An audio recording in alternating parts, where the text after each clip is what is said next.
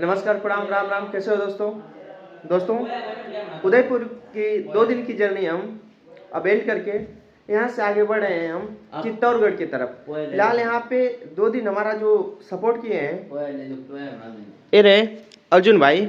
इन्होंने यहाँ पे हमें सपोर्ट किया, यहाँ पे रहने का स्थान दिया, खाना खिलाया।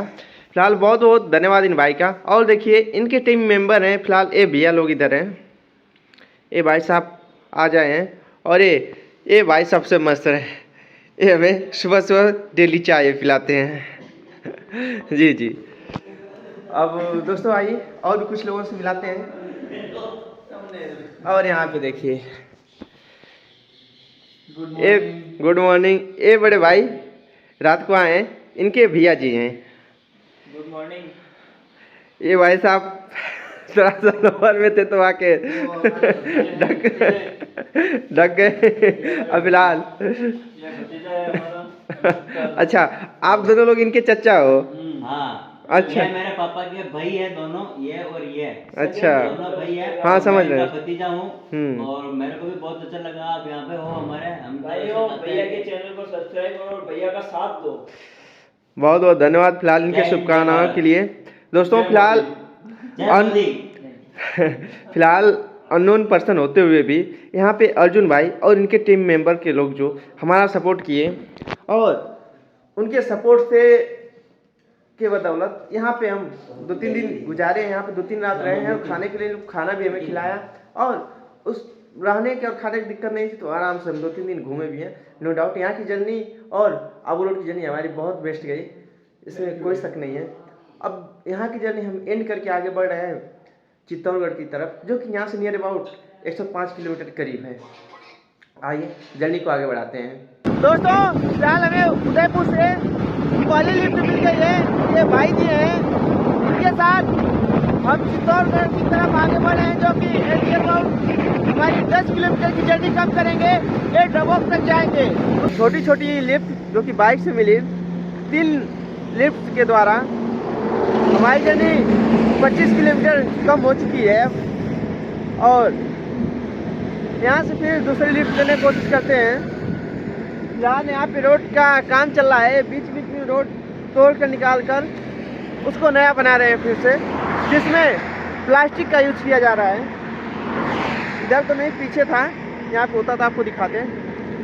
4 बाइक और 1 कार की मदद से हम नियर अबाउट आधे के करीब जर्नी हम कर चुके हैं। और उसके बाद हम प्रशांत से फिलहाल एक ब्रिज था जो कि नियर अबाउट, उसमें हम 2 किलोमीटर पैदल चले हैं, तो आधे घंटे से लिफ्ट नहीं मिल रही थी। तो फिलहाल एक भैया है, ये देखिए, ये अपनी ट्रक में हमें लिफ्ट दिए हैं। अब इनके साथ हम आगे बढ़ रहे हैं, जो कि 20 किलोमीटर बाद सावरिया सेठ है का मंदिर है।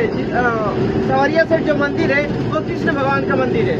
तो पहले हम कृष्ण भगवान के दर्शन करेंगे सावरिया सेठ में चलकर, उसके बाद चलेंगे चित्तौड़गढ़। दोस्तों फिलहाल हमें तो लिफ्ट मिली थी, वो तो डायरेक्ट कोटा तक जा रहे थे, लेकिन फिलहाल हमें सावरिया सेठ जाना आया था चित्तौड़गढ़ के बाद। तो एक करीब हमें लग रहा है चित्तौड़गढ़ से 40-50 किलोमीटर पहले ही ये सावरिया सेठ का एक मंदिर पड़ा। इस स्थान का नाम है बागुंड बादसोड़ा और इस मंदिर का नाम है श्री सावरिया जी प्राकट्य स्थल मंदिर, जो कि हमारे सामने है। तो चलिए, अब ये कृष्ण भगवान का मंदिर है, चलिए इनका दर्शन करते हैं और आप लोगों को भी कराते हैं। ये सामने से ये मंदिर का कुछ दृश्य रहा, हालांकि बहुत खूबसूरत और बहुत ही प्यारा मंदिर है। एक कृष्ण भगवान का मंदिर है, इसको सावलिया सेठ जी के नाम से जाना जाता है।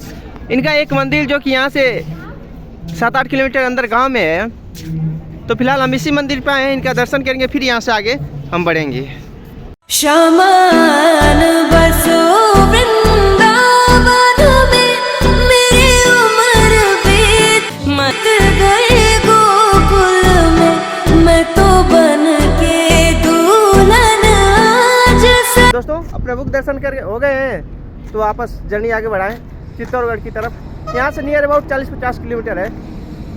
टाइम हो रहे हैं करीब 12। लिफ्ट मांग रहे थे लेकिन मिल नहीं रही थी। नियर अबाउट 3 किलोमीटर हम पैदल आ चुके हैं। हमारा बैक पेन होने लगा, तो यहाँ पे हम रेस्ट करने लगे बैठकर। बैग ये रहा बोर्ड, और यहाँ पे जो कि आप देख सकते हैं ये रोड जो है हाईवे है, ये 6 लेन है हाईवे है। इधर 2 लेन है और 2 लेन उधर सर्विस लेन, 4 लेन मतलब सर्विस लेन है। 2 लेन इधर का सर्विस लेन, 2 लेन उधर का सर्विस लेन, बीच में 6 लेन हाईवे है। तो लिफ्ट नहीं मिल रही है तो बैक पेन होने लगा, काफ़ी चल दिए 3 किलोमीटर, तो बैठ कर आराम कर रहे हैं। अब कुछ देर आराम करने के बाद फिर आगे बढ़ेंगे। फिलहाल मूँगफली है तो मूँगफली खा रहे हैं। करीब 1.5 घंटे परेशान होने के बाद और 4 किलोमीटर पैदल चलने के बाद हमें लिफ्ट मिल गई है पैडल ट्रक में। ये भैया है, ये हमें लिफ्ट दिए हैं। हालत ख़राब हो गई है, 4 किलोमीटर पैदल चले हैं तो उसमें तो फिलहाल 2 किलोमीटर चले हैं तो बैठ कर थोड़ा मूँगफली खाए हैं, आराम किए हैं। उसके बाद फिर 2 किलोमीटर लगभग चले हैं, तब तक भैया अपनी लिफ्ट दे दिए हैं। 1.5 घंटे परेशान थे, खैर कोई बात नहीं, लिफ्ट मिल गई है। चल रहे हैं आगे चित्तौड़गढ़। हम चित्तौड़गढ़ में पहुंच गए हैं। इस समय टाइम हो रहे हैं 1:45 और यहाँ से चित्तौड़गढ़ दुर्ग जो है किला है, जो चित्तौड़गढ़ का किला है वो 5 किलोमीटर है। तो अब वहाँ पे चलने की कोशिश कर रहे हैं, सोच रहे हैं वहाँ पे जाकर आज अंधेरा होने से पहले चित्तौड़गढ़ किला घूम लें, फिर अगर हो सकेगा तो आ जाएंगे मेन हाईवे पे और कोटा की लिफ्ट लेंगे और कोटा की तरफ बढ़ जाएंगे। खैर देखते हैं क्या होता है, लेकिन प्लान यही है। मेन हाईवे पे आ जाने के बाद मेन हाईवे से 10 किलोमीटर एक किला था, जिसमें से 4.5 किलोमीटर हमें पैदल चलना पड़ा। बाइक पेन होने लगा। ऑटो वाले भैया हैं, ये आ रहे थे ऊपर, तो नीचे से हमें नियर अबाउट किले के नीचे से 1 किलोमीटर लिफ्ट दिए, ऊपर आ गए हैं। और यहाँ का टोटल शायद जो टिकट है 22 और 40 ऐसे बताए ना, 62 रुपये है। तो भैया पूरा घुमा रहे हैं, 3-4 लोग गए उनको। और तो मैं सोचा हूँ तो फिर कहें आप 100 रुपये चार्ज करेंगे, आपको भी घुमा देंगे। तो आप काफ़ी थक चुके हैं, पहले के हम 5 किलोमीटर उधर चले हैं, 4.5 किलोमीटर 9.5 किलोमीटर पैदल चले हैं, 20 kg वजन लेंगे। हमारा बैग ज़्यादा थोड़ा सा पेन हो रहा है, लेकिन फिर भी आए हैं, सोच रहे हैं पूरा घूमेंगे। तो अब अकेले किला थोड़ा सा बड़ा भी है, इधर उधर जाने में अब दिक्कत होगी। अकेले अब ऑलरेडी चल चुके हैं तो परेशान होगा, इसीलिए कहें ठीक है चलो आप इन्हीं के साथ अब घूम रहे हैं। फिलहाल 100 रुपये चार्ज है, खैर कोई बात नहीं, अब क्या कर सकते हैं। तो चलिए फिलहाल अब किला स्टार्ट करते हैं घूमना। फिलहाल देखिए इस समय हम आ गए हैं महाराणा प्रताप का पैलेस है, सामने लिखा है फतेह प्रकाश।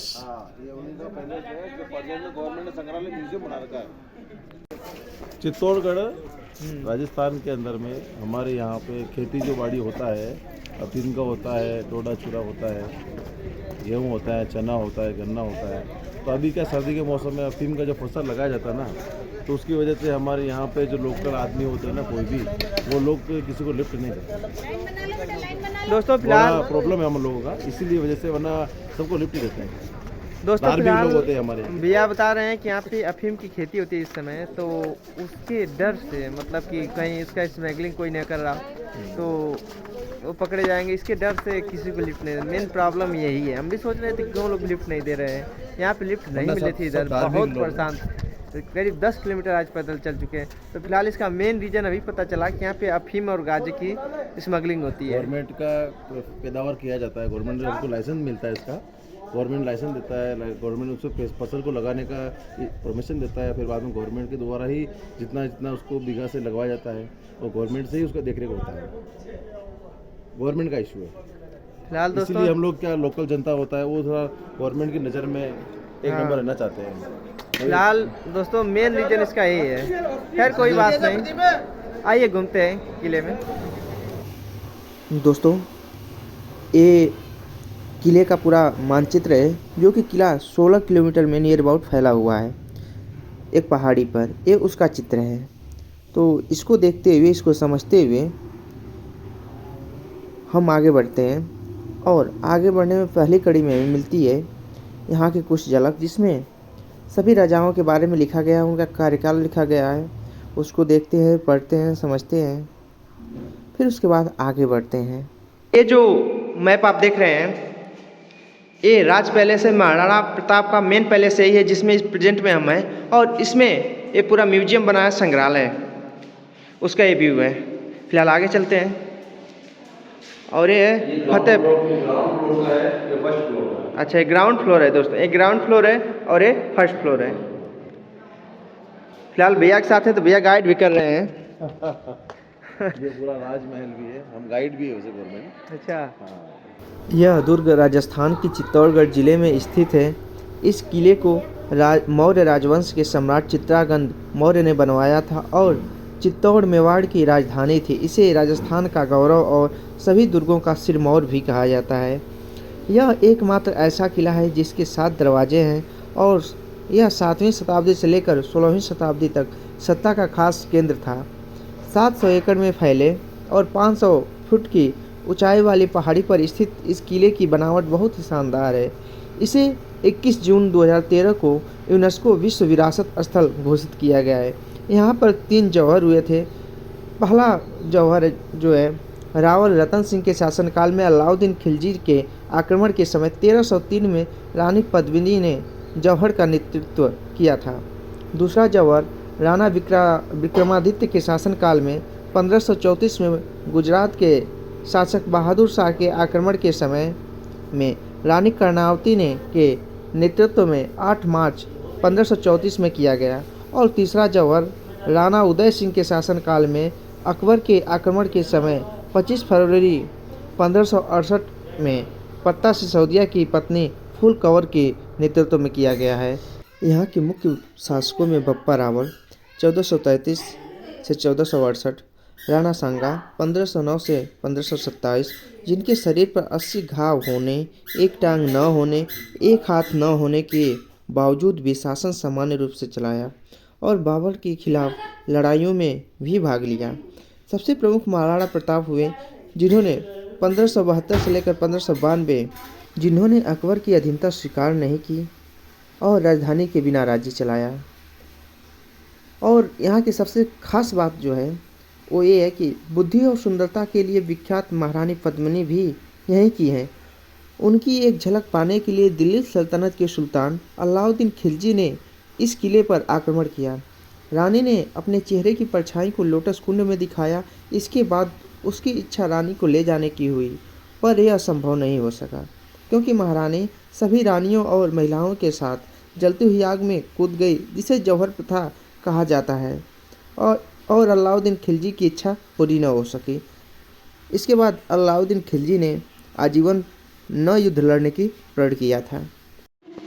दोस्तों फिलहाल ये जो बंदूकों में ये बंदूक है, ये पत्थर की बंदूक है। अब सोचिए उस समय पत्थर की बंदूक बनी है, क्या उस समय कलाकारी रही होगी। ये यहाँ के लास्ट राजा थे जिनका नाम फतेह प्रकाश है और उन्हीं के नाम पे ये पैलेस है जिसमें प्रेजेंट में इस चित्तौड़गढ़ दुर्ग का संग्रहालय बना हुआ है। संग्रहालय की जर्नी समाप्त करके चलते हैं जैन मंदिर की तरफ। और ये रहा जैन मंदिर, इसका फर्स्ट व्यू। उसके बाद हम पहले बोर्ड पढ़े, फिर इसका फर्स्ट व्यू देखते हुए अंदर चले। तो अंदर आप जाएंगे तो जो कोई मंदिर, ये महावीर जी की मूर्ति है, उनका ये मंदिर है। दोस्तों फिलहाल जैन लोग राजाओं के ये सीए हुआ करते थे जो कि बहुत ईमानदार होते थे और राजा जब भी हिसाब मांगते थे तब वो तुरंत दे देते थे। तो फिलहाल ये जैन धर्म का मंदिर है जो कि महावीर स्वामी जी का मंदिर है। तो कभी भी आए यहाँ पे आप ये मंदिर जरूर देखें क्योंकि ये उस समय की इसमें निशानियाँ झलकती है। तो फिलहाल ये मंदिर देखने के बाद इसके जस्ट बगल में ये मीरा जी का मंदिर है। इस मंदिर पे हम आ गए। इस समय जिस मंदिर में है यह मंदिर मीराबाई जी का मंदिर है। इधर यह मंदिर श्री कृष्ण भगवान और राधा जी का है और ये वाला जो मंदिर है ये मीरा जी का है। इसी जगह पे उनके देवर ने मीरा जी को जहर पिलाया था जो उन्होंने अमृत समझकर पी लिया था। तो फिलहाल ये मंदिर मीरा जी का है, पीछे वाला ये श्री कृष्ण भगवान का है। और इस बगल में जस्ट मीरा जी के गुरु संत शिरोमणि गुरु रविदास जी का ये मंदिर है। दोस्तों कृष्ण भगवान का दर्शन करने के बाद और मीरा जी का दर्शन करने के बाद हम आगे बढ़ते हैं तो देखें कि कुछ लोग जो है घोड़ों का आनंद ले रहे थे। यहाँ पे घोड़ों पे फ़ोटो खिंचा रहे थे, तो हम तो नहीं खिंचाए खैर। दोस्तों फिलहाल चित्तौड़गढ़ का जो मेन स्तंभ है किले का, हर जगह सरकारी मतलब वेबसाइट पे यही दिखेगा आपको, विजय स्तंभ इसका नाम है। इसके बारे में ये देखिए भैया हैं, ये बता रहे हैं, तो भैया बताइएगा थोड़ा इसके बारे में। चित्तौड़गढ़ में यहाँ 1440 में महाराणा कुंभाजी राजा होते हैं। यहाँ पे उन्होंने उस समय उनके टाइम में मध्य प्रदेश और गुजरात 2 स्टेट एक साथ विजय किया। विजय करने के बाद में चित्तौड़गढ़ लौटने पे यहाँ बहुत बड़ा जश्न मनाया जाता है विजय के उपलक्ष्य में। तो राजा ने देखा जश्न मनाने से अगर यादगिरी बनता हो तो हमारे पूर्वज लोग मोन्यूमेंट्स नहीं बनवाते हैं, तो उन्होंने विजय को हमेशा यादगिरी बनाने के लिए सामने जो आप मीनार टावर देख रहे हैं, एक बार दिखाइए टावर को।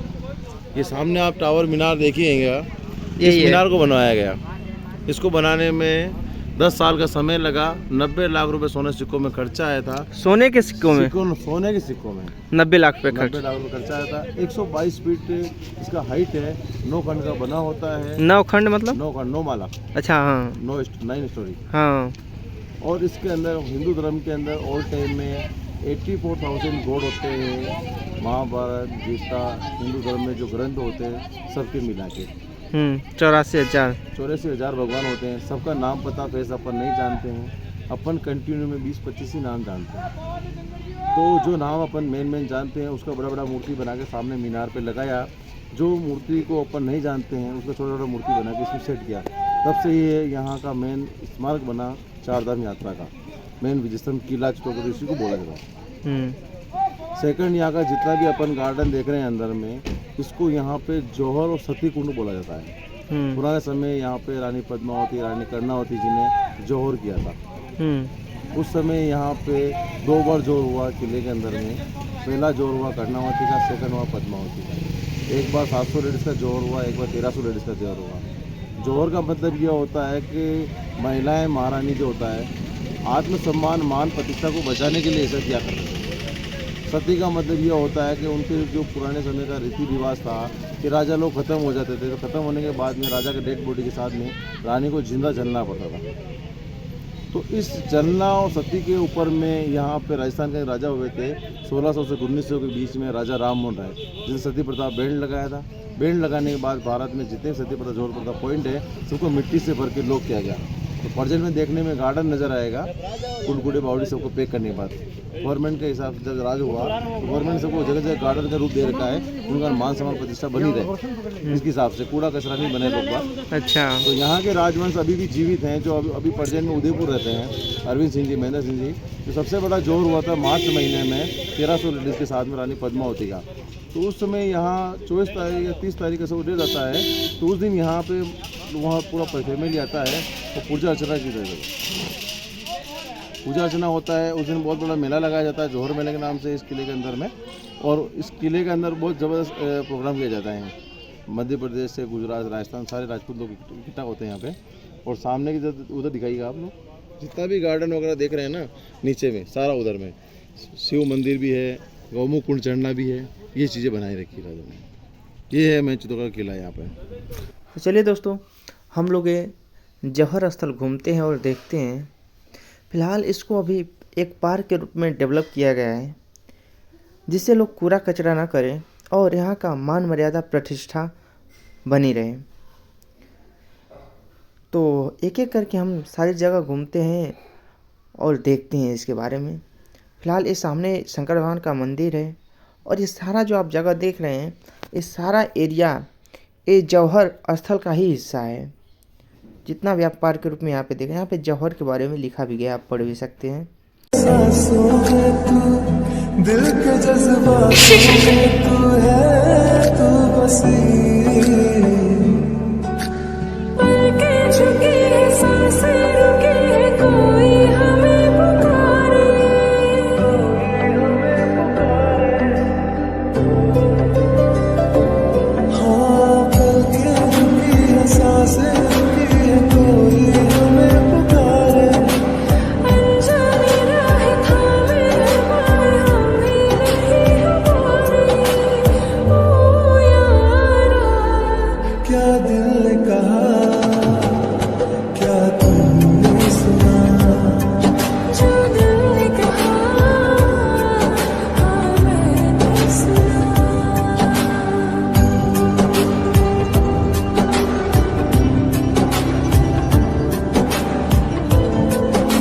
इस पार्क में ये जो मीनार याद में डेवलप किया गया है, बनाया गया है, इसमें लगभग 84,000 देवी देवता सभी हैं।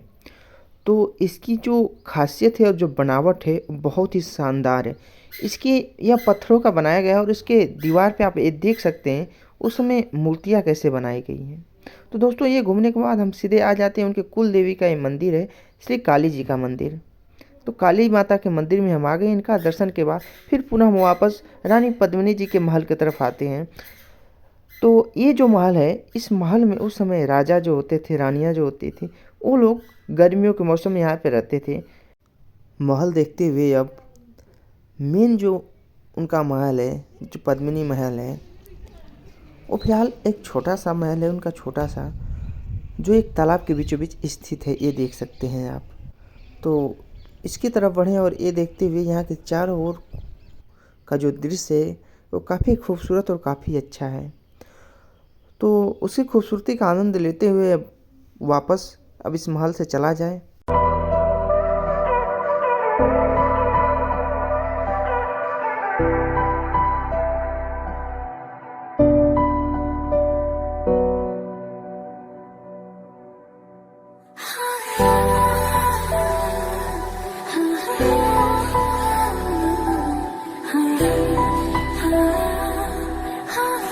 दोस्तों अब चलिए महल के सबसे ख़ास पॉइंट पे चलते हैं।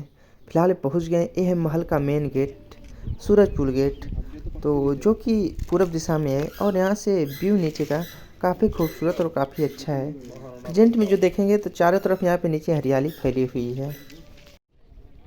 दोस्तों इस किले का यह मेन गेट है, इसका नाम है सूरजपोल।